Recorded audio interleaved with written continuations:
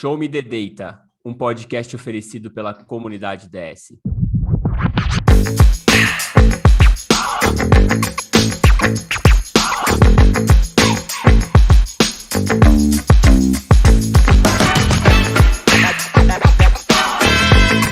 Olá, meus queridos ouvintes, para vocês que estão nos ouvindo aqui, também estão nos vendo através do canal do YouTube. Meu nome é Meigron, mas vocês podem me chamar de Meigron.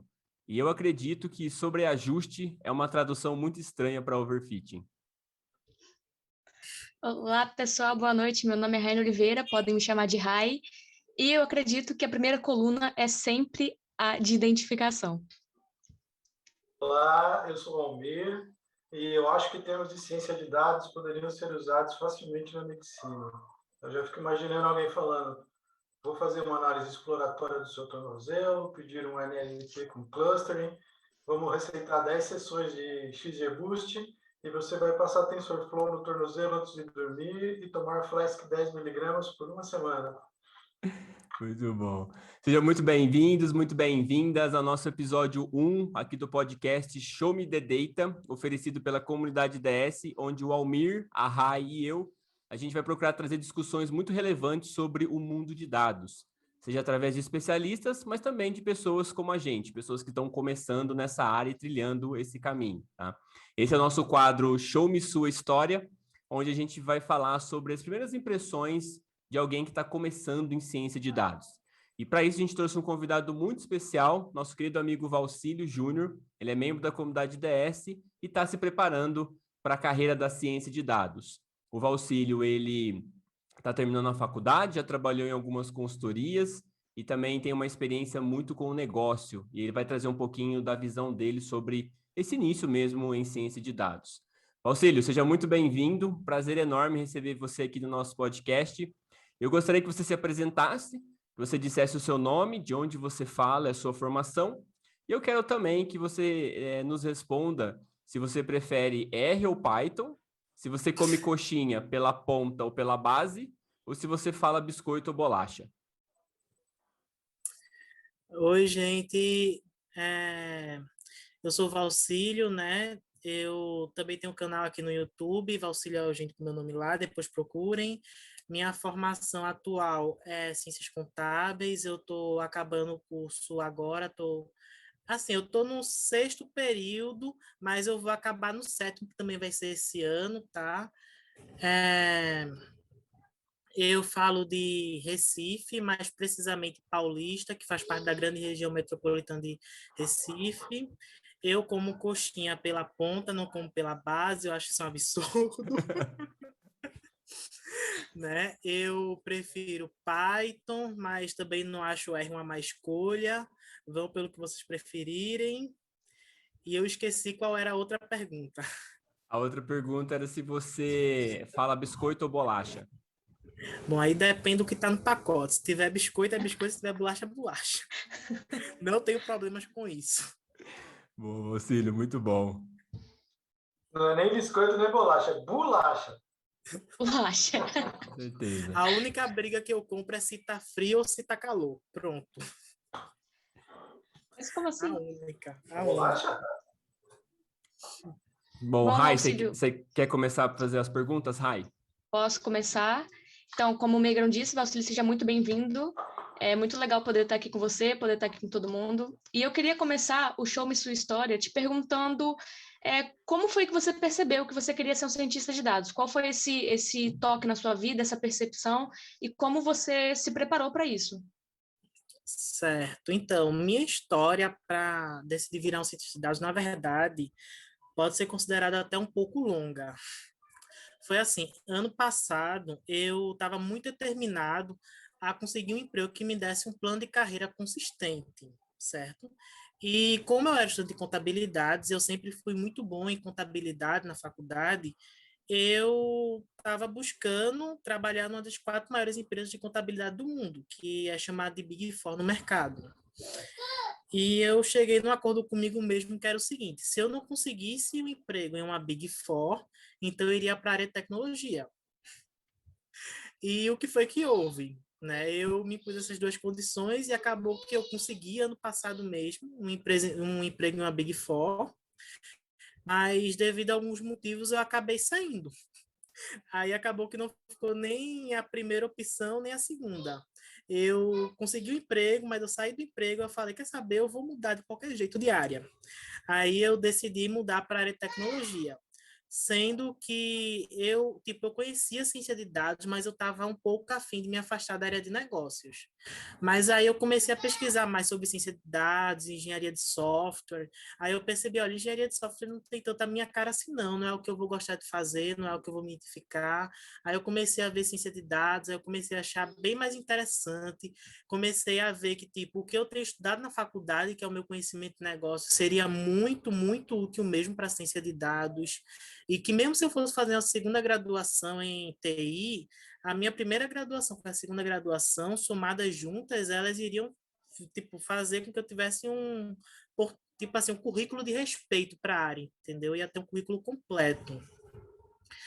Ah, quer falar alguma coisa, Megaro? Não, só um parênteses para os nossos ouvintes aqui sobre a Big Four, né? Eu também não sabia o que era a Big Four, o Valcílio até me explicou que eram as 4 grandes empresas de consultoria.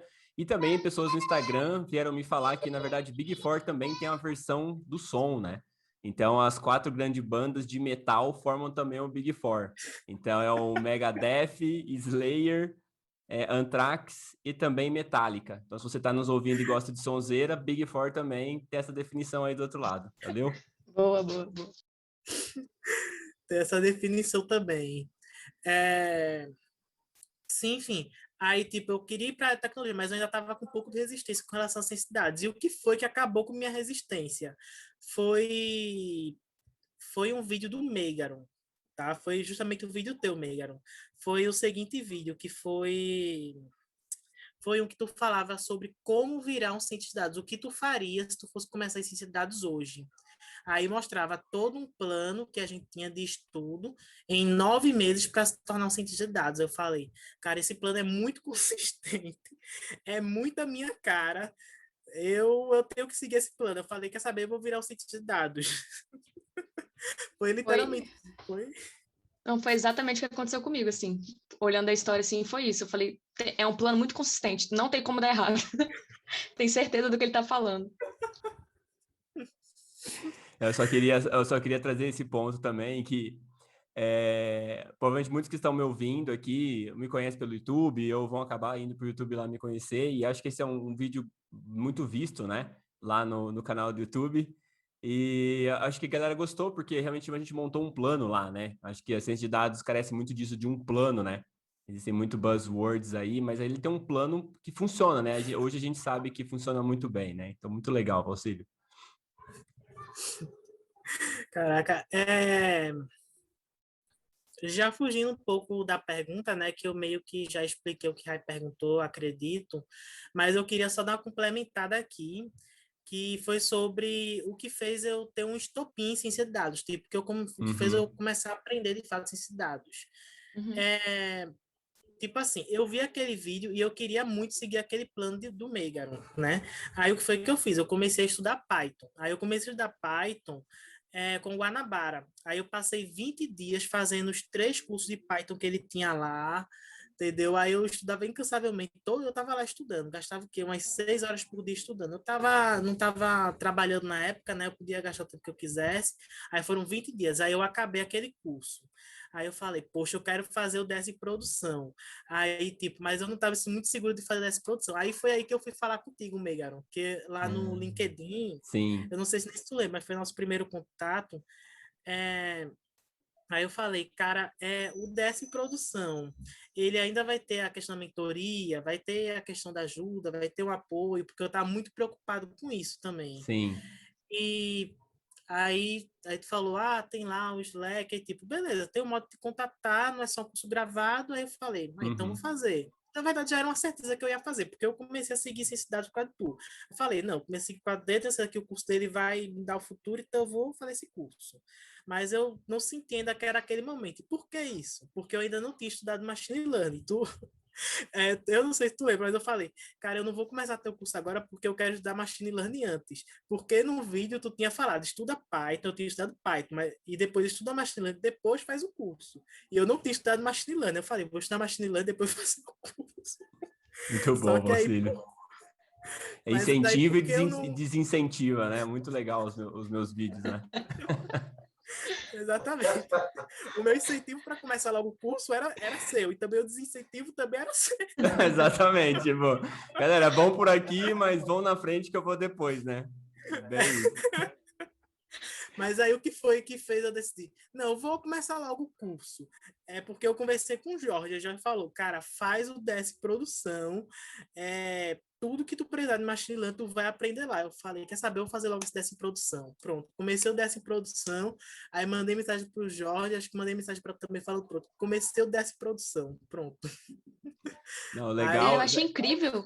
Não, pode falar. Desculpa, Rai, só complementando, eu vou deixar no link, galera, os nomes que o Valcílio falou, né? Então, o curso do professor Guanabara é um curso de Python muito legal, muito bem estruturado, ele é um ótimo professor, que está lá no canal do YouTube dele, acho que se chama Curso em Vídeo, alguma coisa assim, mas os links vão ficar na descrição aqui também do podcast, tá bom? Mais o link para o canal também, então a gente vai deixar bem organizadinho aqui para vocês, tá bom?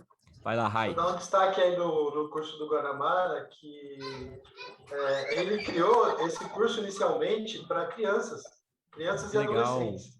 Eu não sabia disso, porque na comunidade, assim, nos grupos de que eu participava de WhatsApp e tal, o pessoal falava, gente, não dá para fazer, o Guanabara é muito lento, eu não consigo, né? Tem que fazer na velocidade 2 e ainda acho lento. Daí eu fui ler a respeito e tal, aí ele explicou que esse curso ele fez para crianças e adolescentes, para ensinar programação para eles, só que o curso bombou tanto que ele decidiu liberar para todo mundo, cara. E o curso é bem legal, bem prático, principalmente, né, porque é feito para quem nunca teve contato com programação e tecnologia e tudo mais. Então, assim, e ele ganhou, se não me engano, ele ganhou, acho que um prêmio de educação por conta que legal. disso aí. Bem bacana. Não, super merece, muito legal mesmo Muito o curso legal. dele. Segue aí, Rai. O curso dele. Não, o que eu ia complementar é que, como tem pessoas na comunidade e no DS Produção que tem história semelhante, assim, todo mundo que eu converso é do mesmo formato. Incrível isso, acho que isso forma uma bolha, né, que a gente tá junto, então acaba todo mundo se identificando, compartilhando, porque é exatamente a mesma história. Se não é a mesma, é uma fitinha separando, mas muito incrível isso. Com certeza. Muito E, legal. Valcílio, como que você define, então, ciência de dados, assim? Como que você, ou depois de toda essa história que você passou, né? Você foi introduzido em ciência de dados, hoje tá com a gente na comunidade, vê a minha cara todo dia, seja por vídeo, seja por ao vivo, e tá aqui falando comigo. E como é que você olha, assim, hoje para a ciência de dados e fala assim, cara, a definição minha de ciência de dados é isso? Cara, ciência de dados é... Caraca, tipo assim, como eu explico? Ciência de Auxílio, dados é... deixa, Oi. eu vou te ajudar, então. Vamos fazer estilo aqui, Marília Gabriela. Então, Auxílio, bate bola, jogo rápido. Eu vou falar para você uma frase, você fala o que vem na sua cabeça, tá? Primeira palavra que vem na sua cabeça. Ciência de dados. Estatística. Machine learning. Matemática. Matemática. Dados. Aprender ciência de dados. Se tornar um profissional renomado. Rotina de estudo. Dedicação.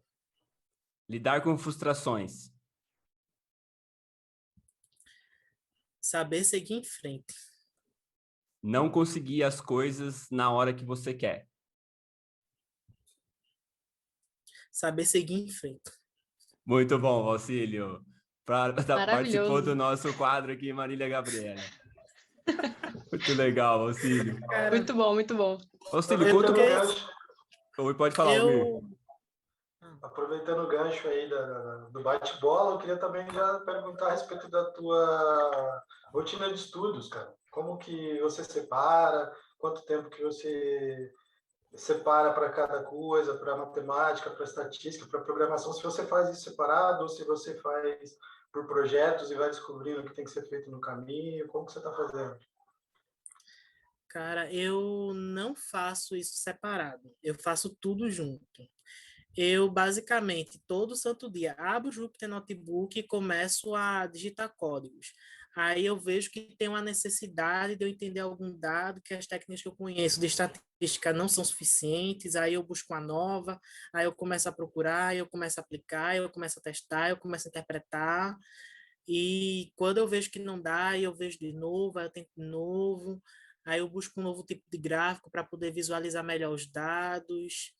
Aí eu aprendo, sei lá, mais um pouco de lógica de programação, mais um pouco de estrutura de dados, se for necessário. Eu aprendo mais sobre funções, sobre lambda, sobre map. Enfim, tipo, eu tô num ritmo assim, eu pego um projeto, aí eu aprendo tudo que precisa sobre ele, aí eu faço o projeto. Recentemente, eu fui desafiada a fazer um projeto de multiclass, né? Que eu nunca tinha feito antes, nenhum projeto parecido. Aí eu peguei esse projeto e falei, cara, eu não sei fazer isso, vou aprender. E eu aprendi e eu concluí o projeto. É o Que jeito. legal, Auxílio. Ah, E eu queria essa rotina que você falou, né, de todo dia abrir o Jupyter Notebook, fazer um código. Eu queria que a Rai comentasse um pouquinho o que que acontece quando ela passa 2 dias sem escrever um código. Gente, olha, eu tô com isso. Eu acho que eu até comentei com o Auxílio nessa conversa privada, que no começo do estágio eu não conseguia e eu ficava louca. Aí hoje em dia, assim, vou desabafar aqui, Lembro. eu abro o Python assim, faço alguma coisa em Python, eu falo, não, eu penso melhor em Python, eu penso melhor em Python. Aí abro o Python rapidinho, resolvo alguma coisa, aí fecho assim, falo, agora vai. Porque é difícil quando você tem uma rotina assim, direto, né? Todo dia estudando, você não consegue estudar um dia, você fica louco, é overdose, não sei o que acontece. É o Eu hábito, né? O lembro, poder do hábito. eu lembro. O Total. Rai até comentou comigo uma vez, Rai, acho que tu lembra, que tu falou, olha, Val, tô mexendo aqui no Jupyter Notebook aqui no Python, não comenta com ninguém, vice segredo nosso. Falei, não, vou abrir, não dá não, gente. Que isso? Eu falei, não, Só alertar os contaminar. nossos ouvintes, gente, que estudar diariamente é perigoso. Pode causar alguns tipos de manias em vocês incontroláveis, como essa da Raia. Eu também tenho uma bem parecida. Me dá forma umas dependência. coceiras, me dá uma dependência, umas coceiras, umas tremedeiras, que eu tenho que abrir o notebook e fazer um print Hello World, senão eu não consigo continuar o dia. Então, se Somar um preparem, com um. se A minha, preparem a minha que... saída, a minha saída para isso era ir para o RI Online. Já viu? O Verdade. RI Online Jude. Não Eu ia conheço, lá, Almir. resolvia R online?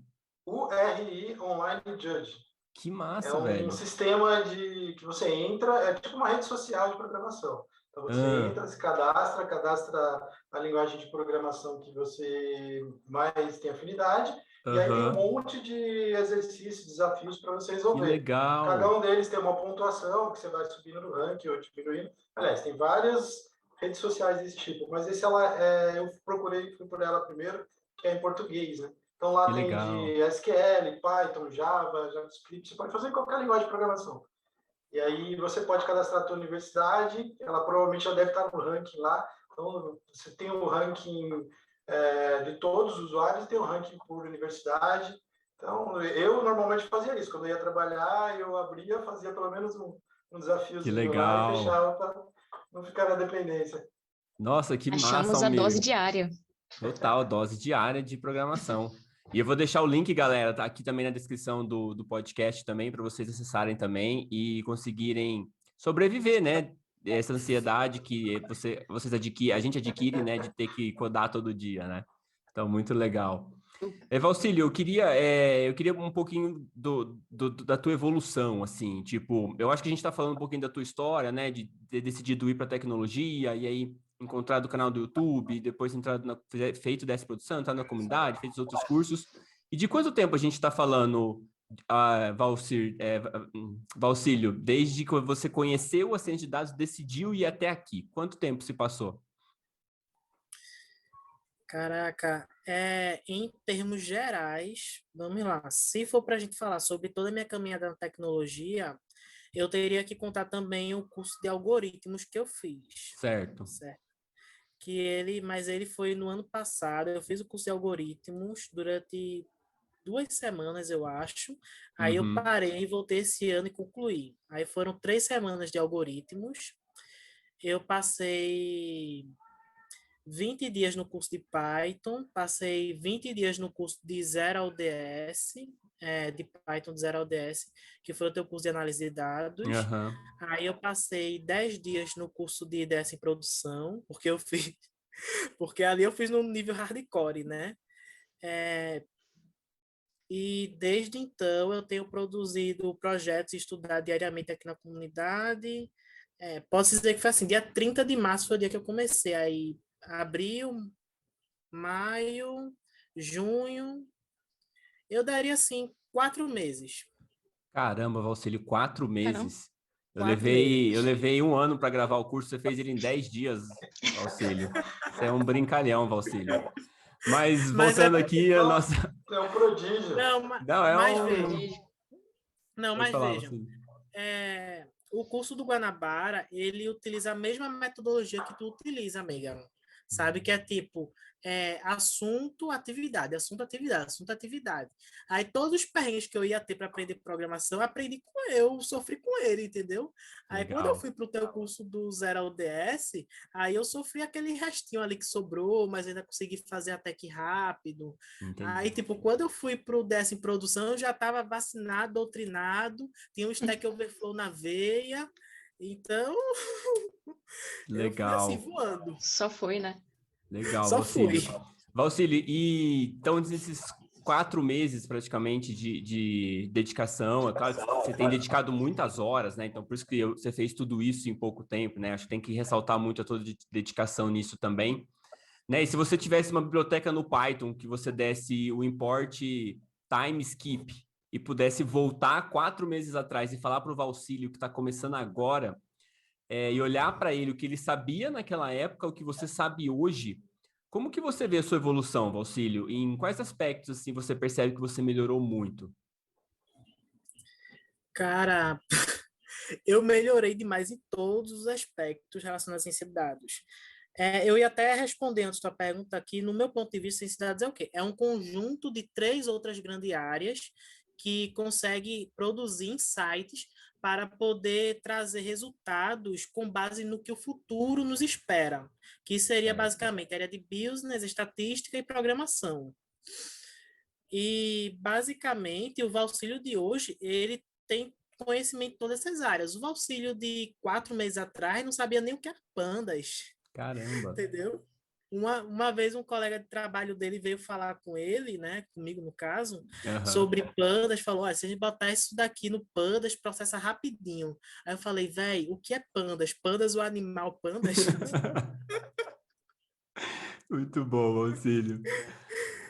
Véi, agora o Valcílio de hoje ele está usando técnicas de análise de ciência de dados, aliás, né, para produzir uns modelos para fazer uma pesquisa que é quase uma tese de doutorado na graduação, Que e vai ser meu legal. TCC. Muito legal, Valcílio.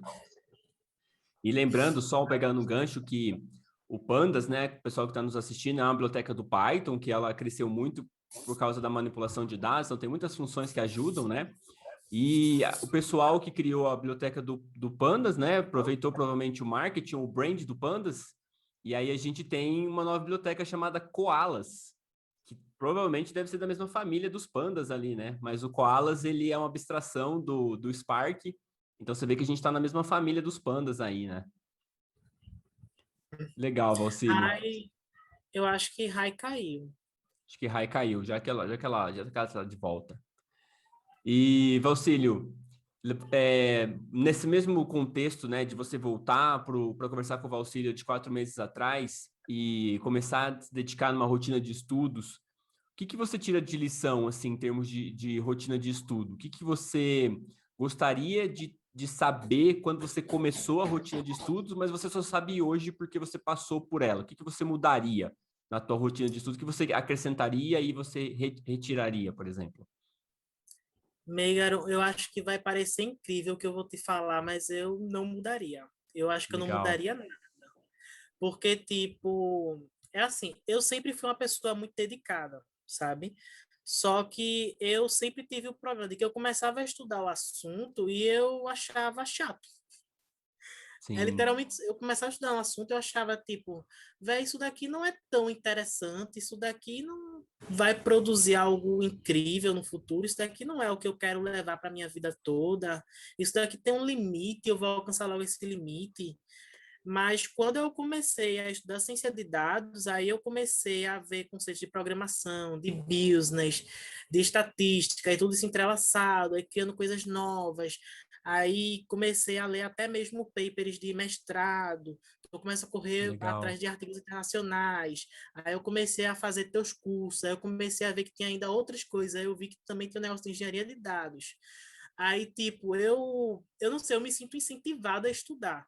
E por causa disso, eu sei que, tipo, o Valcílio de antes, ele estava estudando 6 horas por dia em dias de semanas e 12 horas por dia em finais de semana, e estava estudando com prazer e estava Que aprendendo. legal. E o Valcílio de hoje continua no mesmo ritmo e eu me sinto, tipo assim, numa curva de aprendizado muito boa, pelo menos. Então, eu não consigo ver o que eu mudaria hoje. Eu estudo Certo. com prazer.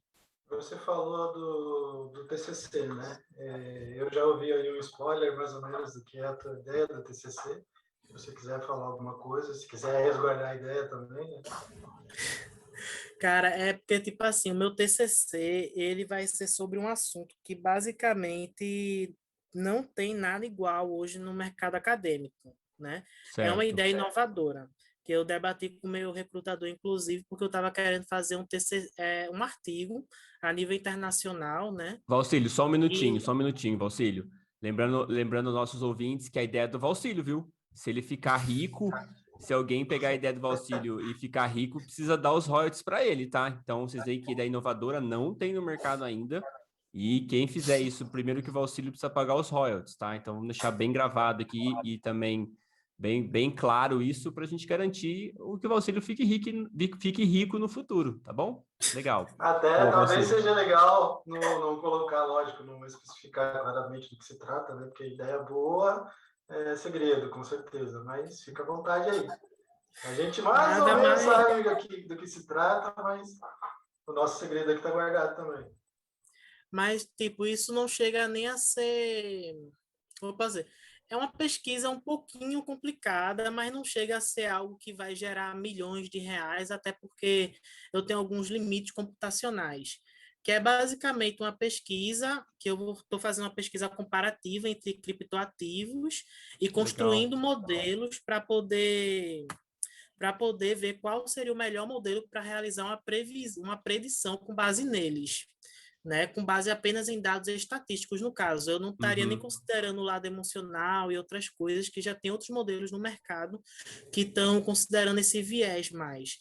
Essa pesquisa, ela é mais a nível acadêmico mesmo, e ela vai servir mais para fazer um estudo comparativo entre esses criptoativos e entender como os modelos reagem a eles, se tem uma diferença na reação dos modelos para cada criptoativo, se os Legal. modelos que funcionam bem em um criptoativo funcionam no outro. E isso é algo que realmente não tem no mercado hoje em dia a nível Bacana. internacional. Eu falo isso porque eu procurei saber, eu pesquisei e Uhum. pelo menos eu não encontrei.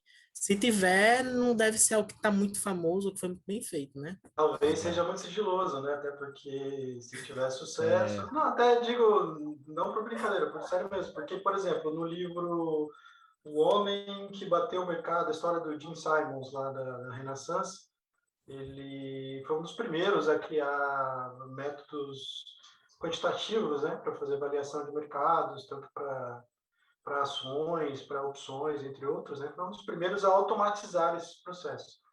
E no livro, inclusive, que eu li, que é meio que uma biografia dele, o autor fala que todo mundo que estava perto dele estava blindado por várias formas de sigilo para não que poder dar legal. entrevista. Inclusive, a entrevista com ele foi muito difícil de conseguir, né?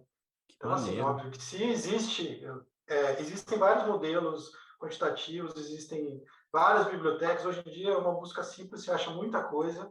mas se funciona, com certeza não é divulgado a esse ponto. Vai ser divulgado apenas a ideia, né? Vem com a É, gente que aqui você lucra, né? Que a gente tem os total. melhores modelos, mas ninguém vai abrir a caixa preta. Muito É, legal esse mas, ponto, é, Almir. mas Mas, tipo, pesquisas fazendo... A minha ideia, ela é uma ideia que não tem no mercado ainda, né? Mas, tipo, não chega a ser uma ideia que uma empresa vai poder usar para gerar milhares de dólares ou Sim, milhões de dólares, porque pesquisas especificamente sobre modelos para prever criptoativos e dados para e como obter esses dados, elas já existem. Só não existe uma pesquisa em que vai fazer comparação utilizando vários tipos de modelos diferentes, entendi. entendeu? Para compreender como funcionaria essa relação e as similaridades entre os criptoativos. Aí realmente é algo que não existe ainda. Legal, Valcílio. Legal. E, galera, a Rai voltou aqui. Ela caiu ou foi derrubada. Eu E queria aí... demonstrar só como o Windows cai, viu, galera? É por isso que devemos usar o Linux, tá? Só que... Tava só fazendo uma prova mesmo. pessoal, eu queria dizer que a Rai, ela é embaixadora do Linux, tá? Então, eu converti ela uma vez e hoje ela me ajuda a ser evangelista do Linux, tá? Então, se você está nos assistindo, usa o Windows. Se você tiver um contato com a Rai, muito provavelmente você será convertido também.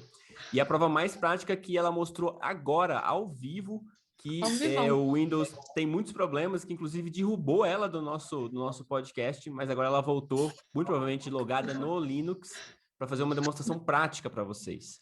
E, obviamente, a Rai já voltou. Oi, Almir. Viu? Perdemos o patrocínio da Microsoft. Gente, eu também... Bill Gates, Não, eu tô você... usando Windows, tô usando Windows. Ah, não, então a Rai voltou. Bill Gates, se você estiver ouvindo a gente, tipo, a gente gosta Ainda tem muito chance. de você, tá? De você. E isso é muito diferente, tá? Mas Entendeu? tudo bem. Rai, agora que você voltou, agora você precisa fazer uma pergunta, Rai. Quando você voltou do seu caimento, Voltei assim. já volta fazendo a Então, pergunta. Valcílio, comigo é assim, qual é a sua maior dificuldade em termos de aprendizado? Você acha que é a estatística, como você citou, machine learning, ou a programação em si, ou o entendimento de negócio? Em que parte você sente maior dificuldade? Tipo, se eu for falar mesmo, eu diria que a parte que eu sinto maior facilidade seria entendimento do negócio. Justamente porque eu vim da área de business, né? Aí, tipo, para mim Uhum. isso era a minha vida. E a parte que eu sinto mais dificuldade hoje seria justamente na parte de estatística. Tem alguns conceitos estatísticos mais avançados que eu não consigo, tipo, não entra muito bem na minha cabeça. Certo. Você tem um exemplo, Valcílio? Cara, tipo a questão de curtoses e enviesamento da distribuição. Tá. Eu já vi esse assunto as 5 vezes lá, né? E mesmo assim eu Uhum. ainda fico em dúvida do que é o quê. Você fala curtose e skill, as diferenças. Isso, mas é porque eu estava vendo que skill se traduz como enviesamento em Tá. português. Legal. Isso é um bom assunto, Valcílio. A gente abriu o podcast eu falando que se a gente traduzir tudo do inglês de machine learning para português fica meio estranho, né? Porque overfitting traduzido por sobreajuste é meio estranho, né? Eu nem sabia que essa palavra sobreajuste existia, mas fica meio estranho, né? Muito legal, Valcílio. E, Valcílio, como que tá, assim, a tua... Acho que é uma pergunta bem legal fazer para você. Eu acho que você tá estudando muito forte, tá se preparando muito bem, você é uma pessoa super esforçada, acho que todo mundo percebeu aqui. E aí você já está indo para o campo de batalha, né? O que eu quero dizer tá começando a participar das entrevistas, tá começando a entender como o mercado funciona, né? Eu sempre falo sobre o mercado ser muito heterogêneo, né? Você tem empresas mais retrógradas, empresas mais avançadas e tal. Queria saber um pouquinho das suas experiências em relação às entrevistas que você fez, assim. Se você falasse, pode dar um exemplo de alguma, não precisa citar a empresa também, não tem problema nenhum. Mas eu queria saber como é que está sendo a sua experiência e se você tivesse um superpoder, falasse assim, Meigro, se você pudesse fazer um pedido, por exemplo, um pedido que você pudesse mudar algo no mercado da ciência de dados, o que você mudaria? Cara, vamos lá. Minha experiência está sendo, eu tenho que admitir, está sendo frustrante. Está sendo bem frustrante mesmo. E por que está sendo frustrante? É porque eu estou recebendo um case técnico e não estou conseguindo fazer? Não. Eu recebo os case técnicos, eu consigo responder os case técnicos, e eu consigo responder os case técnicos de uma forma que eu particularmente acredito ser muito boa. Eu até apresentei o primeiro case técnico que eu tinha feito para a Rayane. Não sei se Ray se lembra. Lembra? Né?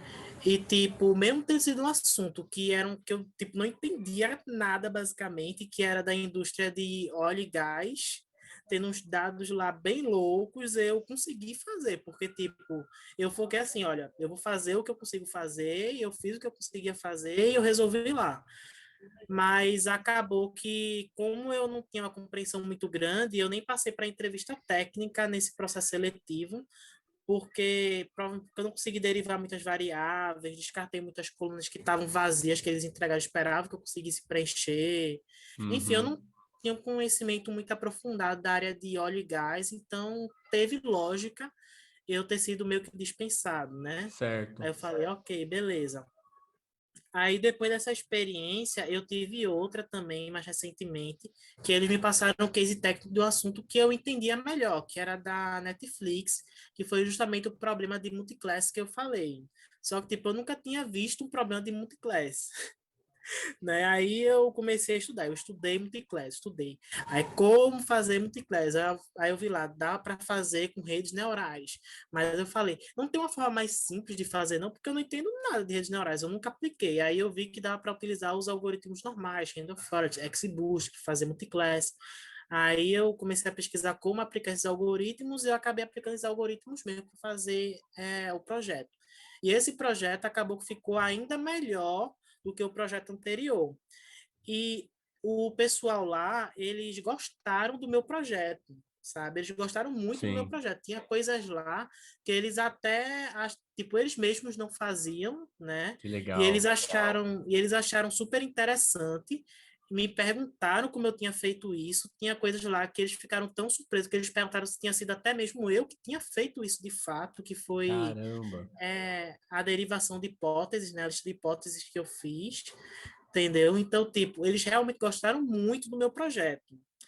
Mas aí, qual foi o problema? É porque na entrevista técnica, eu pensei que eles iriam o quê? Pedir para apresentar o projeto, né? Uhum. E nessa apresentação do projeto, eles iriam me perguntar para ver se eu realmente entendia do que eu estava fazendo. E eu estava Claro. pronto. Tipo assim, de verdade, Miguel, eu usei todas as técnicas que tu ensinou. Que legal. Todas, entendeu? Todas, sem falta. Eu fiz transformação de natureza, eu Caramba. derivei 13 hipóteses diferentes, eu validei todas as 13 hipóteses, eu fiz umas hipóteses lá um negócio bem louco lá, eu fiz correlação, eu fiz a descrição Legal. estatística, e tudo que eu fazia, eu deixava um textinho lá, eu falei, pronto. Aí eu fiz uma apresentação daquele jeito lá que tu ensinou no Desce em Produção. Aí pronto, eu tô pronto. É agora. Nesse processo, Vou eu vou destruir. Larga a minha. Meu momento, não meu é momento. É agora, possível. chegou. Vou Aí, mostrar quem é que só que manda aí, aqui. Ah, mas aí quando chegou na entrevista técnica, eles só me perguntaram coisas básicas, tipo, eles me perguntaram, só que foram só perguntas básicas, mas foram só perguntas que, tipo, coisas que eu não tinha ainda, que eram mais coisas relacionadas a engenharia de dados, que era tipo, você sabe bancos NoSQL? Aí eu falei, eu não sei bancos NoSQL, eu só sei bancos relacionais. Você sabe utilizar o Docker? Eu não sei utilizar o Docker, eu não utilizei o Docker. Sei lá, o AWS, eu falei, olha, eu já utilizei outra cloud que simula bem o AWS, que é o Heroku, né? Mas o AWS em si eu nunca utilizei, porque ele é pago, né? Mas, tipo, eles uhum. consideraram também. Entendi, Aí, Valcílio. essas coisinhas que eu não sabia, eles acabaram me desclassificando. Entendi. Não, mas eu queria trazer um pouco essa discussão, um pouquinho também, quer saber a opinião do Almir e da Rai, né? Eu acho que a gente está falando aqui, por exemplo, de um case técnico, né?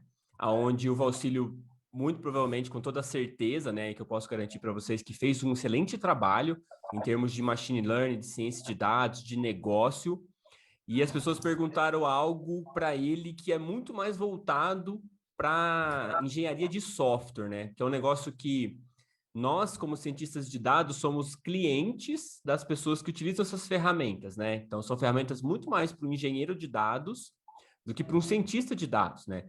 E o trabalho do cientista de dados real foi o que o Valcílio fez. E eu queria abrir um pouco essa discussão sobre até onde as empresas, elas disfarçam algumas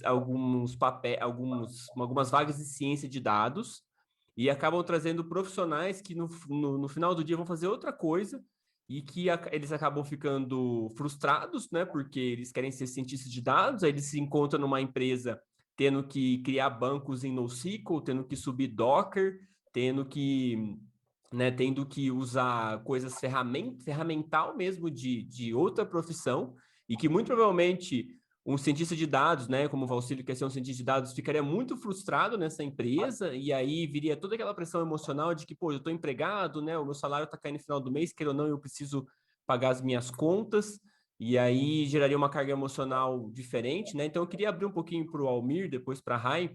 Como que vocês veem também o papel da empresa no alinhamento da expectativa da profissão? Até onde a empresa precisa ser sincera e entender o que realmente faz um cientista de dados para contratar bons profissionais e que esses profissionais fiquem na empresa por muito tempo, né? Como que vocês veem esse papel, Almir? Eu acho o seguinte, às vezes não é nem proposital, às vezes é uma falha de comunicação entre RH e área técnica para ver a vaga específica. Isso imaginando uma empresa grande, né? Quando se fala área de dados, às vezes o RH procura todo mundo para pegar as skills e confunde a questão das vagas, porque o RH não conhece, né? Claro. Então, esse pode ser um ponto. O outro ponto é, empresa pequena, provavelmente o cientista de dados faz até café. Total. Então, tem essa coisa também, né? Na empresa pequena, eles vão pedir que você seja o cientista de dados e, se bobear, o gerente de projeto. Também dá para entender. Agora, em relação a você ir com uma expectativa e chegar lá outra, no meu caso, eu acho um pouco complicado. Por exemplo, eu vi uma vaga em que era muito interessante até. Na verdade, era um curso que as pessoas que se formassem naquele curso talvez fossem contratados.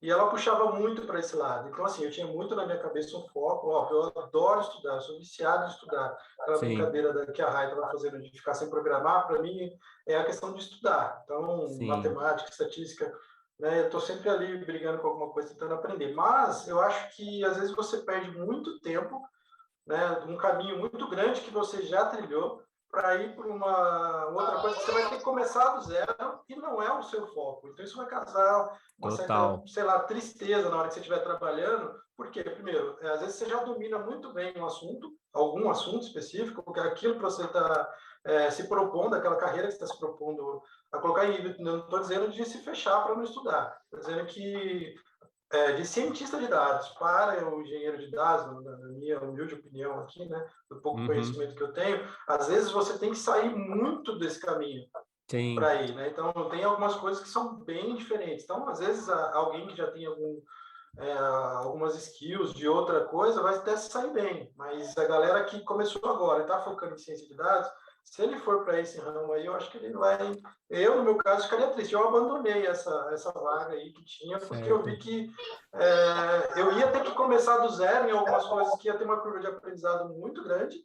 Sim. E aquilo que eu já tinha de forte não ia ser utilizado. Então, assim, se fosse para eu cair e trabalhar na prática mesmo com aquilo, eu acho que eu não conseguiria trazer valor para a empresa. Não, sim, talvez no tempo que eles precisassem, né? Então, eu não estaria sendo justo com eles também e nem comigo. Claro. Legal, Mir. Valcílio, eu queria saber a tua opinião antes da Rai também. O que você acha? Eu queria só agregar, antes de falar minha opinião novamente, só queria agregar duas coisas. É que lá eles também me pediram Hadoop, que era outra ferramenta de engenharia de dados, e eles não eram tipo uma empresa pequena, com pouco tempo, que não sabia das necessidades. E também não foi a RH que me perguntou essas coisas. Quem me perguntou essas coisas foi o pessoal da área técnica já. Sim. E, tipo assim, ali é uma empresa de ciência de dados, entendeu? Entendi. E eles eram uma empresa de ciência de dados com um time de engenharia de dados muito forte, muito grande. Logo, tipo assim, eles não precisavam de um cientista de dados que também fizesse coisas de engenharia de dados. Eles têm um time de engenharia de dados já, um time de engenharia de dados muito grande, pelo visto, muito qualificado.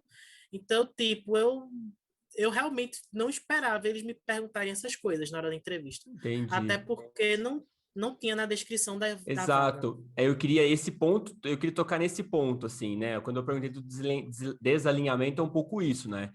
Eu acho que o seu case, pelo que você está contando para a gente, foi muito focado em negócio, focado em modelos e machine learning, e até onde você contou, não tinha nada sobre Hadoop, sobre Docker, sobre AWS, né? Na descrição do seu case técnico não tinha, Valcílio, eu preciso que você faça o deploy na AWS via Docker e utilize Hadoop, né? Então, então eles passaram um case, né, para testar algumas habilidades suas, e depois na pergunta eles pediram outras coisas, né? Então, esse desalinhamento, né, sobre, né, o case e depois sobre as perguntas que me impressionou um pouco nesse caso, tá? Sim, sim. Foi exatamente isso mesmo que ocorreu.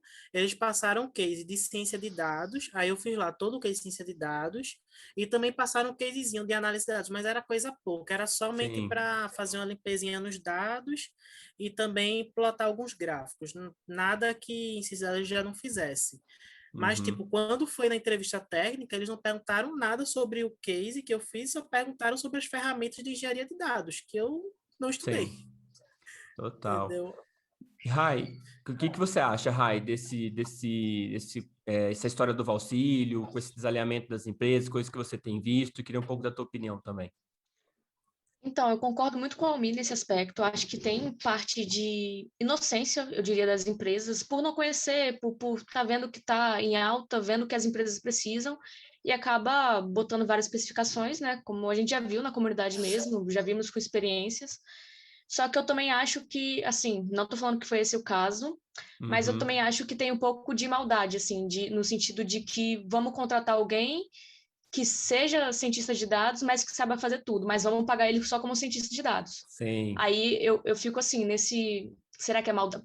Por ele falar que é uma empresa grande, né? Você fica, pô, será que não sabia realmente o que o cientista de dados faz? Ou será Era que, uma empresa de sei, ciência de dados, pô, eles sabiam.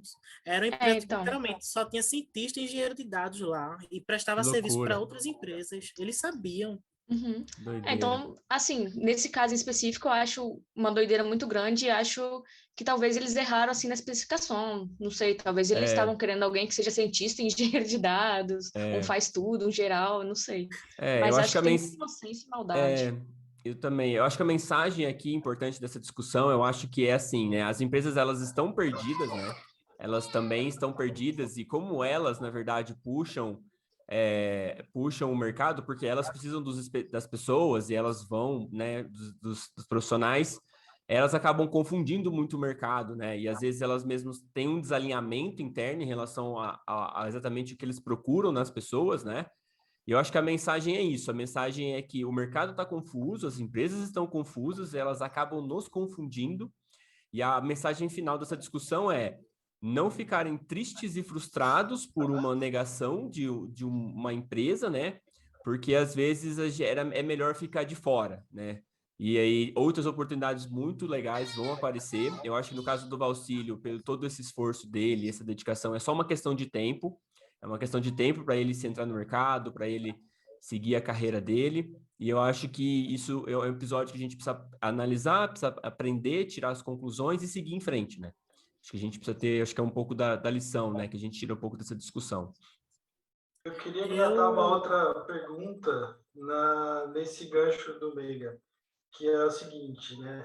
Eu, por exemplo, eu tenho síndrome do impostor. Isso é um problema que eu carrego comigo, que estou aprendendo a lidar com tudo isso, né? Mas, por exemplo, quando eu bati nessa vaga, que eu vi que precisava, era exatamente a mesma coisa, precisava de Docker, bancos NoSQL, Hadoop, né? E eu falei, pô, cara, eu preciso aprender isso, porque se isso está sendo pedido nas vagas, então eu tenho que aprender. E aí eu fui, mas aí com o tempo eu fui dando uma olhada, falando, cara, se eu tiver que aprender tudo isso daqui do zero agora, eu vou matar as outras coisas que eu estou estudando, Sim, que acredito eu são muito mais importantes para as vagas de cientista de dados do que exatamente essa. Então eu abri mão daqui, mas foi difícil, porque a gente se sente um pouco incompetente, né? com De certeza. não saber aquilo que o cara está te perguntando. Pô, uma situação É, desagradável numa entrevista, né? Porque você desagradável. acha que aquilo, de repente, é essencial. Na verdade, às vezes não é, foi só uma coisa. Então, já aproveitando esse gancho, eu queria perguntar para o Valcílio sobre síndrome do impostor. Se você tem, se você já passou, se tem, como lida com isso. cara, ó, eu tava até conversando com o Megan antes de começar aqui o podcast, que eu não me considero com síndrome do impostor. O meu problema real mesmo é ansiedade. E o que está gerando, em grande parte, essa ansiedade? A pandemia, com certeza. Sim. Também o fato de eu não estar trabalhando agora, naturalmente, né? O desemprego, ele gera essa ansiedade Com também. certeza. Mas eu diria que se fossem apenas essas duas situações, tipo, a pandemia já está desde o ano passado, eu já estou meio que acostumado.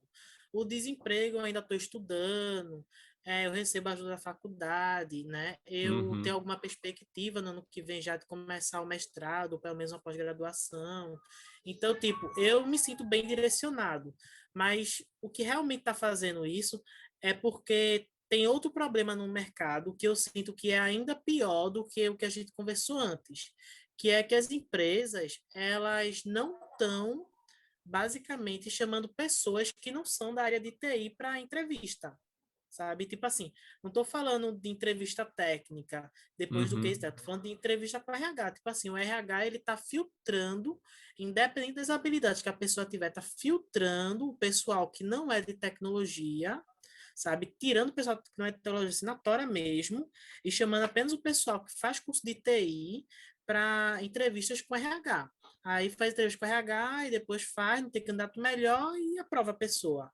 E eu tenho visto pessoas que, assim, não dizendo que são menos qualificadas do que eu, mas que eu sei que elas ainda estavam em um processo de estudos anterior ao meu, sabe? Elas estavam aprendendo técnicas que eu já sabia há um tempo, né? E mesmo assim, elas estão conseguindo vagas. Teve até uma empresa que eu fui indicado, uma menina que acompanhava minhas postagens lá no LinkedIn. Ela disse que gostou bastante do meu perfil, que era cientista de dados na empresa dela. Aí ela me indicou lá para o chefe dela, porque eles estão com várias vagas abertas, né? E, tipo assim, a chefe dela basicamente ignorou a indicação dela, uma funcionária dela que trabalha com ela há mais de um ano já, e ela ignorou provavelmente porque eu não sou da área de tecnologia, e contratou outra pessoa que é da área de tecnologia, né? Mas tipo, é visível que tipo ela não tem um portfólio que nem eu tenho Sim. já. Ela não tem postado alguns conhecimentos, alguns conceitos lá no LinkedIn, ela não tem demonstrado o conhecimento dela, entendeu? Aí, tipo assim, se eu tivesse um superpoder, né, que tu até tinha pedido para eu falar qual superpoder eu teria, o superpoder que eu teria era o de mudar esse cenário, de fazer com que os tech recruiters, eles valorizassem mais, tipo, um portfólio, que é como ocorre lá no exterior, sim, Estados Unidos. Provavelmente eu acho que eu teria mais chance de conseguir um emprego lá nos Estados Unidos. Sim, Porque verdade, lá você. todo mundo fala que se você tiver um portfólio, cara, você vai ser chamado, vão te querer, vão querer conversar contigo, entendeu? Então, tipo assim, eu quero que aqui no Brasil seja igual. Eu quero que os tech recruiters, eles Legal. comecem a valorizar mais o portfólio do que a formação da pessoa, porque a formação não é tudo, pô. A formação não é Claro, tudo. claro, Valcílio. E só complementar, né? Acho que para a gente também chegar arrumando ao final do nosso primeiro episódio, que está muito legal aqui do podcast, eu queria dizer que é uma coisa que eu sempre digo para vocês, né? Que o mercado ele é muito heterogêneo, né? O que que significa? Que quando a gente pega um exemplo igual esse, a gente não pode generalizar, né? Não pode dizer que todas as empresas são assim, e a gente não pode também assumir que todas as empresas são iguais, né? Então, eu quero dizer é que tem muitas empresas que elas já pensam diferente desse episódio que o Vocílio contou, que elas valorizam muito mais o portfólio. Então, você pode olhar, por exemplo, o Nubank. O Nubank ele é uma empresa que eles não pedem o seu currículo, eles pedem o link para o seu portfólio de projetos no GitHub. Então, você não sobe nem o seu currículo com o seu nome, você sobe o portfólio direto. E se você não tem o seu portfólio, você não consegue apertar o botão de submit, porque é um campo obrigatório. Então, empresas que estão na frente da tecnologia, que estão puxando toda a tecnologia, eles já entendem que não importa a formação das pessoas, importa o que elas são capazes de fazer, que são coisas que as empresas lá fora, nos Estados Unidos e Europa, já entenderam, né? Então, isso é muita questão de tempo até chegar aqui, e a gente tem que lembrar que, como é muito heterogêneo, e a gente não conhece todas as empresas no mercado, esses milhões de CNPJs, né? Então, às vezes um episódio, ele acontece localmente, ou seja, a gente caiu numa empresa que tem essa mentalidade, né? Mas não significa que o mercado todo é assim. E da mesma forma que a gente tem exemplos já na comunidade DS de pessoas que faziam direito e entraram como cientista de dados júnior porque as empresas valorizavam muito mais a capacidade de fazer, né? De realizar. Então, acho que é importante a gente ouvir essas histórias, mas é importante a gente filtrar isso, né? Saber que às vezes são eventos isolados que não representam o todo, né? Acho que é super importante a gente ter isso em mente. E, Valcílio, acho que a conversa está muito legal, acho que a gente vai arrumar um pouquinho para o desfecho, né? Senão a gente vai ficar a noite toda falando. Mas eu queria perguntar para você, aonde que você quer chegar como cientista de dados, assim? Qual que é a tua ambição profissional nessa carreira? Megar, o meu sonho é ser CTO de dados. Que legal. Eu sei que vai demorar talvez uns 20 anos, mas meu sonho é ser um CTO de dados, aquela pessoa que vai ser uma referência, tipo assim, no mundo todo da área de dados, entendeu? Que legal. O país que eu chegar, eu consigo emprego. Não, você vai chegar, Valcílio, e você aguarda a minha vaga quando você chegar lá, tá? Eu vou te pedir emprego, pode ficar tranquilo.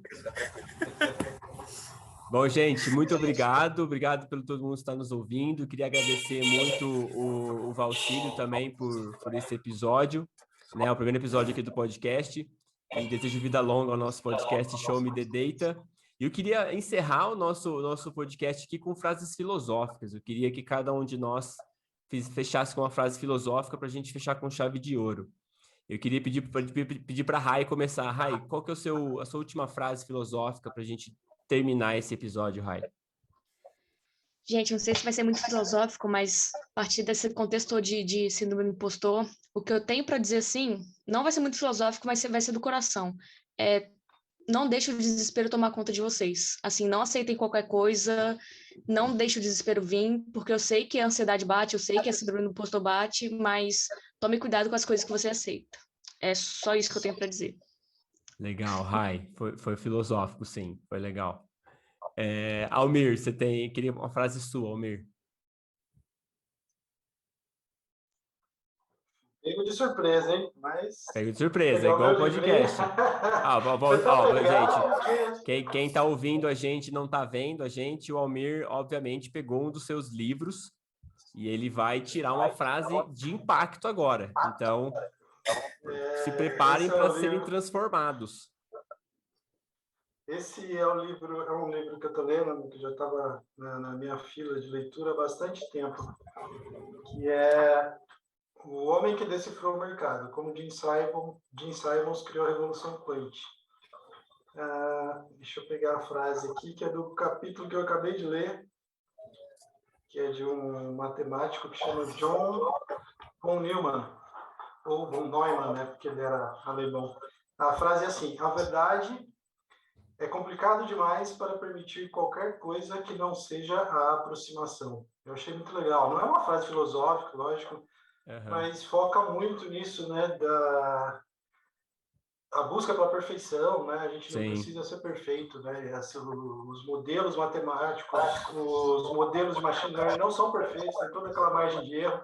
Então, eu acho que nessa imperfeição que está a questão da aproximação, né? Quanto mais a gente tende ao infinito, né? Não precisa ser exatamente o valor, a gente se aproxima daquilo que a gente busca. Legal, Almir. Todo mundo chorando aqui, quem não está ouvindo a gente. Emocionadíssimo com a frase do Almir. Transformados. Valcílio, queria a sua frase para a gente terminar o podcast. Bom, minha gente, minha frase é basicamente: nunca esqueçam sua determinação, sempre sigam o caminho que vocês escolheram para você, porque lá na frente vai dar frutos. Que legal. Acho que o Valcílio travou para dar aquele suspense, tá? Ele falou que ia fazer isso. Deu certinho. Bom, gente, eu vou terminar também esse podcast com a minha frase filosófica, e a minha frase filosófica é a seguinte: não existe herói sem jornada. Então, não existe vitória sem os obstáculos. Então, continuem firmes na caminhada, porque lá na frente vai fazer todo sentido quando vocês olharem para trás. Não pode desistir, certo? Gente, muito obrigado, então, pelo podcast. Esse foi o nosso Show Me the Data, episódio 1. Eu vou deixar os links. Vou deixar os links de tudo que a gente falou aqui também na descrição do vídeo, tá? Vou deixar os links dos cursos, o link do canal do YouTube, o meu e do Valcílio, vou deixar o link de tudo aqui embaixo. Muito obrigado pela audiência, espero que vocês tenham gostado e até o episódio 2 do Show Me The Data. Valeu, pessoal! Valeu, pessoal. Até o próximo. Valeu, pessoal. Até a próxima.